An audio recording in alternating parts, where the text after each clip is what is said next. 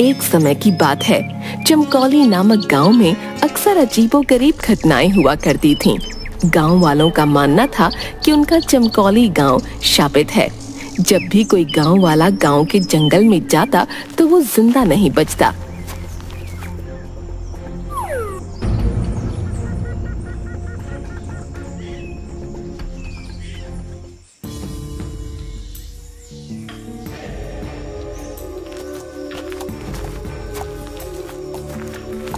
एक दिन गांव का चंदू किसान अपनी गाय के साथ जंगल के रास्ते होते हुए गांव जा रहा था।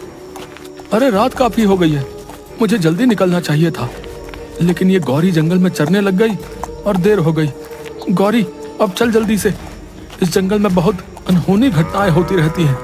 चंदू डरता हुआ अपनी गाय के साथ थोड़ा आगे बढ़ता है तो उसे पेड़ के नीचे एक बुढ़िया घूंघट ओढ़े दिखाई देती है, जो देखने में काफी डरावनी लग रही होती है।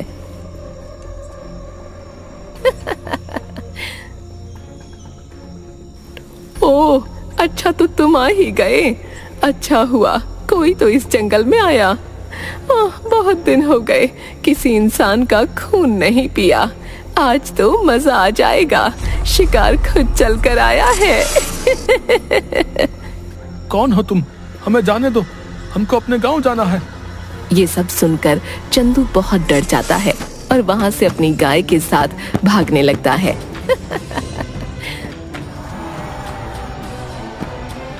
भाग, अरे तेज भाग मेरी गौरी, नहीं तो आज हम दोनों नहीं बच पाएंगे। तभी वो घूंघट वाली बुढ़िया उसके सामने आ जाती है।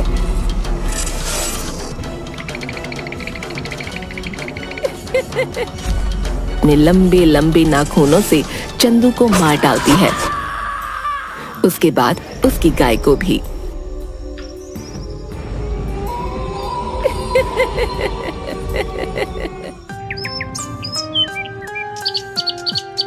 अगली सुबह ये खबर गांव वालों को पता चलती है।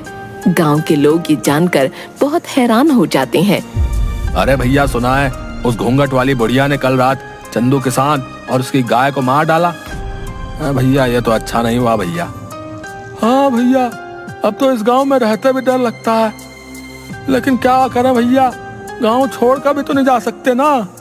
वो जो जंगल है वो गांव के बीचों बीच ही पड़ता है भैया, आखिर जाएं भी तो कहाँ। और ये बोलते हुए वो दोनों बहुत उदास हो जाते हैं। चंदू के मरने की खबर उसके घर पहुंचती है। चंदू किसान का बेटा पप्पू जोर जोर से रो रहा होता है।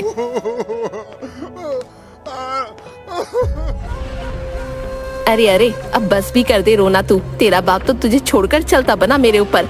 आखिर मैं कहाँ से खिलाऊंगी तुझे रोटी? मेरा तो खुद एक बेटा है और तेरे बाबा जो आज तक एक पैसा भी नहीं जोड़ पाए छोड़ गए तुझे मेरे ऊपर। नहीं नहीं, अब मैं तुझे अपने पास नहीं रख सकती। हाँ, निकल जाए यहाँ से। अरे हाँ माँ, निकालो इसे यहाँ से। पिताजी का सबसे लाडला बना फिरता था, अब आएगा मजा। अरे नहीं नहीं माँ, ऐसा मत कीजिए, मैं आखिर कहाँ जाऊंगा माँ? ऐसा मत कीजिए माँ, पिताजी के बाद अब आप ही मेरा सहारा है माँ। अरे वो सब मैं कुछ नहीं जानती, समझा? तुझे इस घर से जाना ही होगा, जा यहाँ से। जिसके बाद पप्पू वहाँ से बड़े उदास मन से चल देता है।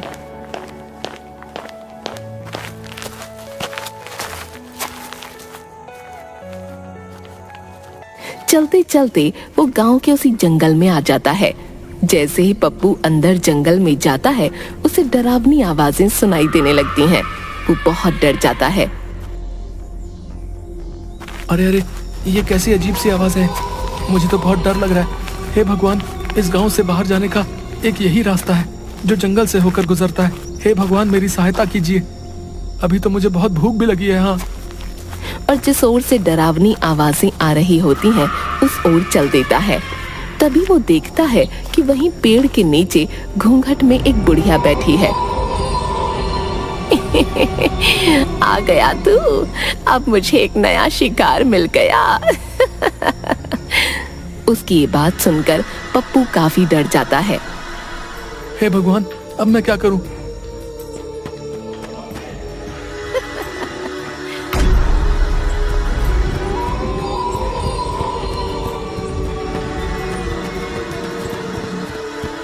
तभी भागते भागते पप्पू एक गड्ढे में गिर जाता है।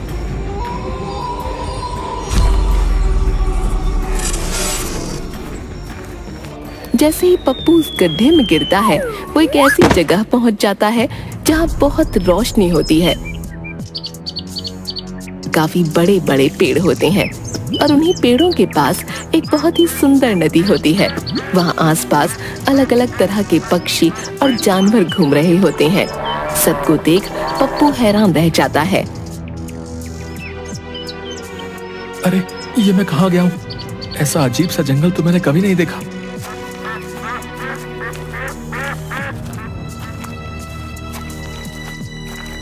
तभी वो थोड़ी दूर चलता है कि उस जंगल में गांव के वो लोग जो मर गए थे पेड़ से बंधे थे और साथ में पप्पू के बाबा भी थे।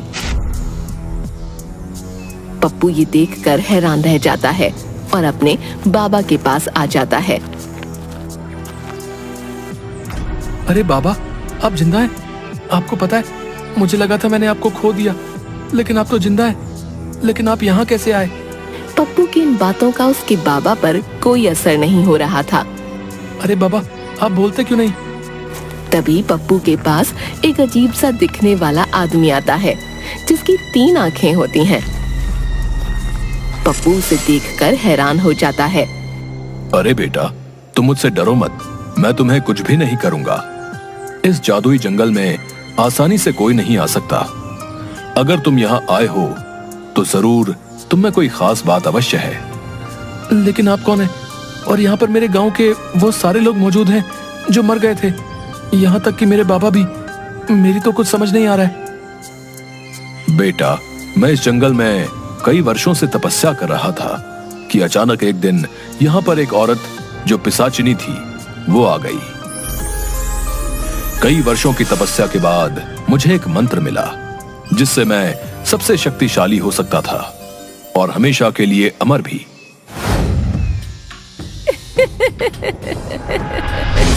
लेकिन इस बात की खबर उस पिशाचिनी को लग गई और यहाँ मुझे मारने आ गई। मैं पिशाचिनी हूँ। मुझे पता चल गया है कि तेरे पास वो जादुई मंत्र है। मुझे वो जादुई मंत्र बता, मैं इस दुनिया में अमर होना चाहती हूँ। उस समय अगर मैं पिशाचिनी को जादुई मंत्र नहीं बताता तो वो मुझे मार डालती, इसलिए मैंने उसे वो जादुई मंत्र बता दिया। लेकिन क्योंकि वो एक पिशाचिनी औरत थी, इसलिए उसे अमर होने के लिए उस जादुई मंत्र के साथ साथ कुछ लोगों के खून की भी जरूरत थी, जिनका खून पीकर वो अमर हो सकती थी। तब से ही पिशाचिनी अपना भेष बदलकर अलग अलग गांव में जाती है और लोगों को मारकर उन्हें यहाँ इस जंगल में ले आती है और उनका सारा खून पी जाती है।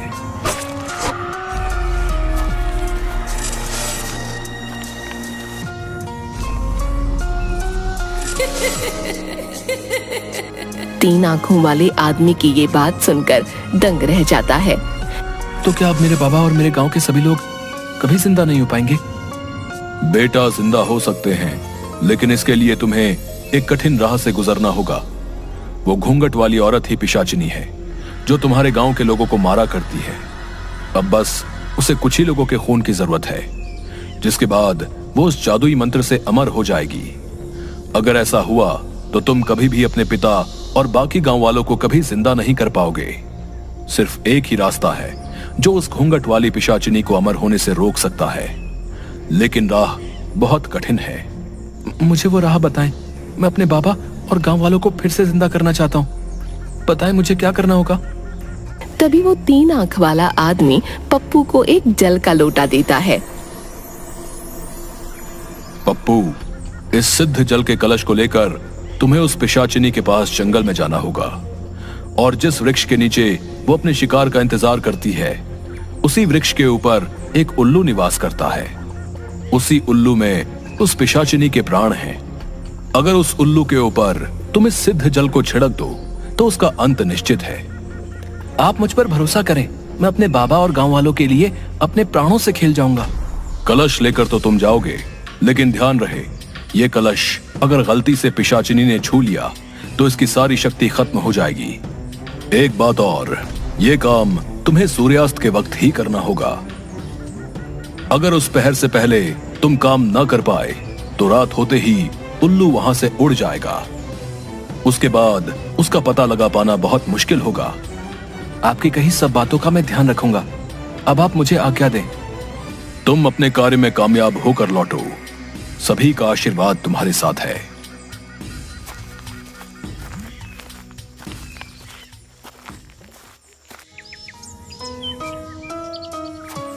उसके बाद पप्पू जंगल में ठीक उसी जगह सूर्यास्त से पहले पहुंच जाता है।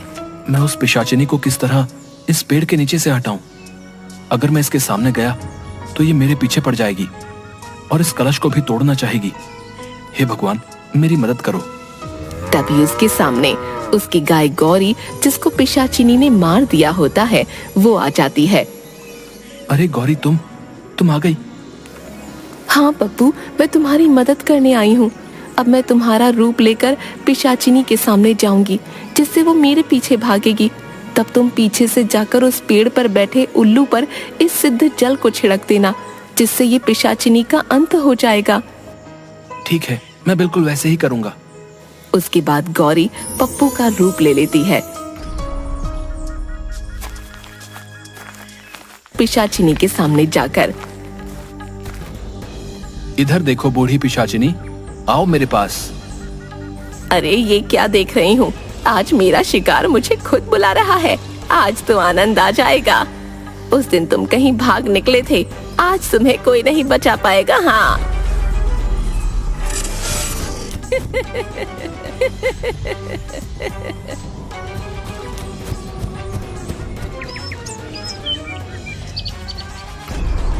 सूर्यास्त होने ही वाला है।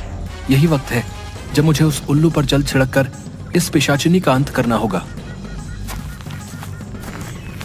पप्पू झट से उस पेड़ पर चढ़ जाता है और देखता है कि एक बहुत भयानक सा उल्लू पेड़ की डाल पर बैठा हुआ है। पप्पू कलश से जल उस पर छिड़क देता है, जिससे उल्लू जलकर खाक हो जाता है। और वहीं दूसरी ओर पिशाचिनी गौरी के पीछे भागते हुए जलने लगती है। अरे ये क्या हो रहा है? मेरा शरीर कैसे जल रहा है? धोखा, मेरे साथ धोखा हुआ है। नहीं, किसी को नहीं छोड़ूंगी, बचाओ।